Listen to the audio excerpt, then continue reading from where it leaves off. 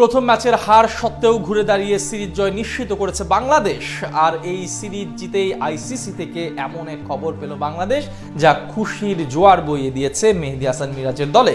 শান্ত লিটনদের record জুটির দিনে tiger বোলাররাও ছিলেন দুর্দান্ত।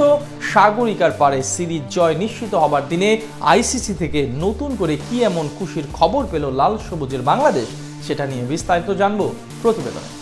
সাগরিকার পারে সিরিজ নির্ধারণী ম্যাচে টাইগারদের সামনে এক চুলো পাত্তা পেল না নিউজিল্যান্ড। ব্যাটিং বোলিং দুই ডিপার্টমেন্টেই টম ল্যাথামের দলকে কোণঠাসা করেছে লাল সবুজেরা।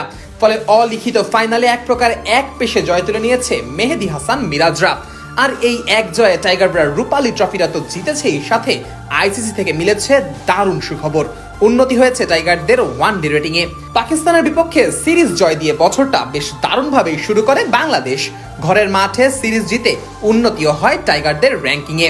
10 থেকে বছর শুরু করা টাইগাররা প্রথম সিরিজেই পৌঁছে যায় র্যাঙ্কিং এর 9 নম্বরে। ঘরের মাঠে এরপর টাইগারদের প্রতিপক্ষ ছিল নিউজিল্যান্ড।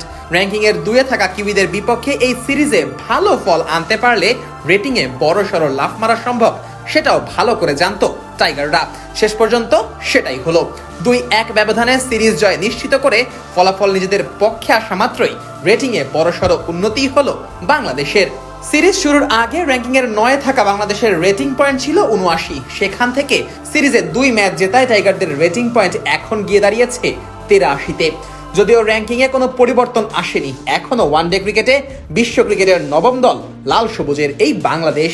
এই উন্নতির যাত্রাটা অবশ্য সহজ ছিল না মেহেদী হাসান মিরাজের দলের জন্য। প্রথম ম্যাচে মিরপুরের মাটিতে হেরে খাদের কিনারায় পড়ে গিয়েছিল লাল সবুজেরা। তবে সেখান থেকে ফিনিক্স পাখির মতো ফিরে এসে নাহিদ রানা, নাজমুল হোসেন শান্তরা লিখেছেন কামব্যাকের গল্প। দ্বিতীয় ম্যাচে নাহিদ রানার পাইপার আর তানজিদ তামিমের ঝড়ো ব্যাটিংয়ে সিরিজের সমতায় ফেরে বাংলাদেশ। সেই ম্যাচ জিতেও 2 রেটিং পয়েন্ট বাড়ে টাইগারদের। 79 থেকে রেটিং বেড়ে গিয়ে দাঁড়ায় 81-তে। এরপর চট্টগ্রামের সাগরিকায় টাইগারদের মূল কাজ ছিল সিরিজ জয় নিশ্চিত করা। আর এমন ম্যাচেই কিনা টাইগার টপ অর্ডাররা হয়েছেন ব্যর্থ।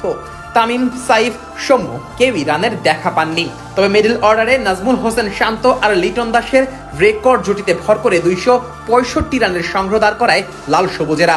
আর এরপর এক প্রান্ত থেকে মোস্তাফিজের কবজির জাদু আর অন্য প্রান্ত থেকে নাহিদ শরীফুলের গতির ঝড়ে কোণঠাসা হতে হয়েছে নিউজিল্যান্ডের ব্যাটারদের। ফলাফল বাংলাদেশের এক সহজ জয়। আর এই জয়ে আইসিসির র্যাঙ্কিং এ 2 রেটিং পয়েন্ট বেড়েছে বাংলাদেশের। এদিকে শুধু দলগত র্যাঙ্কিং এ না, ব্যক্তিগত র্যাঙ্কিং এও উন্নতি হয়েছে লাল সবুজের ক্রিকেটারদের। 2 ম্যাচ শেষে আইসিসির প্রকাশিত র্যাঙ্কিং এ ব্যাটিং এ উন্নতি করেছেন সাইফ হাসান, তানজিদ হাসান তামিম, তাওহিদ হৃদয়রা। আবার বোলিং এ নাহিদ রানার উন্নতি হয়েছে একবারে 32 ধাপ। র্যাঙ্কিং এ এগিয়েছেন রিশাদ হোসেনও। সব মিলিয়ে আইসিসি থেকে শুধু সুখের গল্পই শুনছে মেহেদী হাসান মিরাজরা।